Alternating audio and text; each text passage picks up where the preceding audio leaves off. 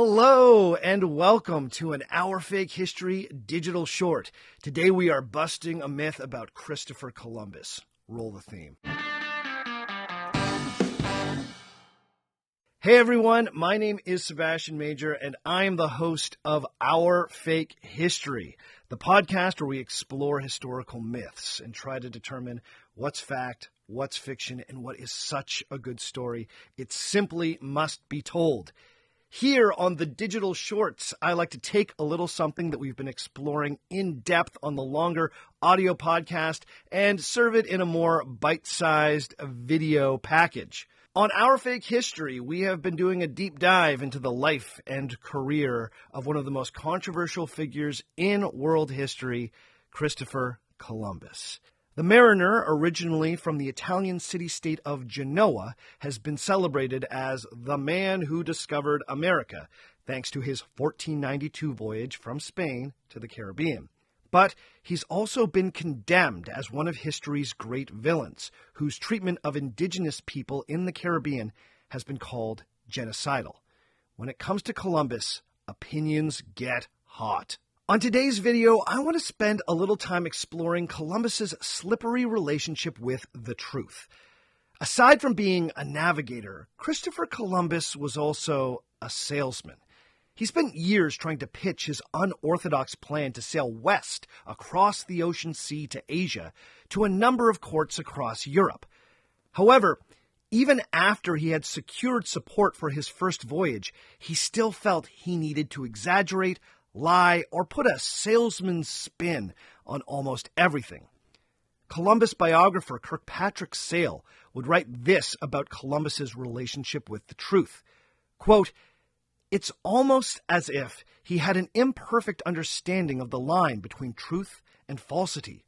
Or, perhaps more accurate, he did not consider that distinction morally or logically important, so long as his higher ends were involved." End quote. Let me give you a few examples from Columbus's first voyage to better make this point. First, during the crossing of the Atlantic, Columbus started regularly lying to his crew about the distance he believed they had traveled. You might sometimes read that Columbus kept a false log on his first Atlantic crossing that he used specifically to deceive his crew. However, the deception probably wasn't even that sophisticated.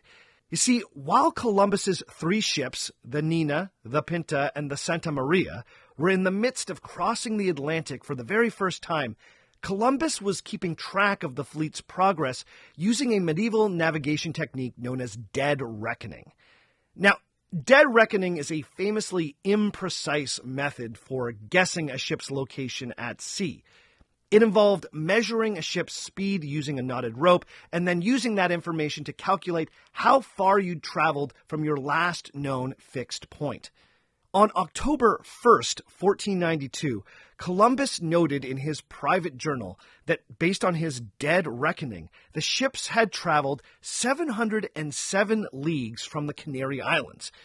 But when it came time to announce the distance to the crew, he claimed that they had instead traveled a less daunting-sounding 584 leagues. So he wasn't so much using a false log as he was making false announcements. Now, why lie about this? Well, there's an oft-repeated myth that the sailors aboard the ships were becoming nervous that they might fall off the edge of the earth. But the truth is that in the 1400s, it was widely understood that the world was round.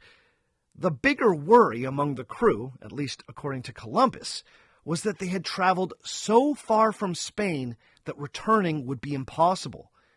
The false numbers were there to make it seem like the ships weren't as far from home as Columbus suspected. From Columbus's perspective, the false reckonings were just a series of white lies meant to boost morale. Now, the irony was that Columbus's false numbers were inadvertently far more accurate than the numbers that he believed were real. The pilot for the Santa Maria had been keeping his own records of the distances traveled, and based on his reckoning, the ships had traveled 578 leagues west of the Canary Islands by October 1st, which modern experts now believe was an exceptionally accurate guess. Most modern investigators have guessed that by that day the ships had traveled 575 leagues west of the Canaries. The ridiculous thing is that Columbus only felt he needed to lie because his calculations were so spectacularly wrong. But this would turn out to be a recurring quirk of Columbus's. When things didn't line up exactly as he liked, his first instinct was to massage the facts. Now, perhaps we can forgive Columbus for misleading the crew for the greater good of the fleet's morale. But Columbus also wasn't above lying for completely petty reasons. Get this. The Spanish monarchs who sponsored this expedition had promised the first man who spotted land a yearly pension of 10,000 maravedis for life. Now, most sailors living in Castile in 1492 made about 12,000 maravedis a year, and you earned that by going on a number of dangerous sea voyages. A man accustomed to living the modest life of a sea dog could basically retire on 10,000 a year. So, you can imagine how thrilled a sailor named Juan Rodriguez Barmeo must have been when he saw the moon glinting off a faraway cliff face in the early morning hours of October 12, 1492. He screamed, "Land!" and the captain of the Pinta shot a lombard to alert the rest of the fleet. Barmeo must have thought that he had just secured a meal ticket for life. But that's not how things worked on a Columbus expedition.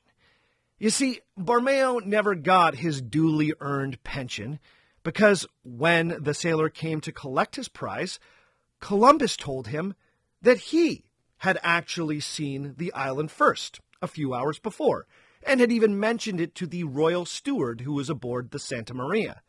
But at the time, Columbus simply chose not to raise the alarm. Now, despite the absurdity of this, it was within Columbus's power as the admiral to insist on this version of events. Columbus claimed that he had seen land first, and so the pension went to him. And with that, he quietly cheated a poor sailor out of a modicum of comfort in his life, just to add another feather to his cap. Now, the calculations that Columbus later entered into his log would suggest that the Santa Maria was a solid 40 nautical miles away from land the hour that he allegedly first saw the island. This would make that sighting virtually impossible. This very petty bit of dishonesty is hardly Christopher Columbus's most egregious crime, but it does speak to his flexible relationship with the truth, especially when it came to his own reputation. To find out more about Christopher Columbus and hundreds of other historical myths, you're going to want to listen to the audio version of Our Fake History. Subscribe on Apple Podcasts, Spotify, or wherever you get your podcasts. And, of course, like and subscribe to this YouTube channel to get more Our Fake History videos.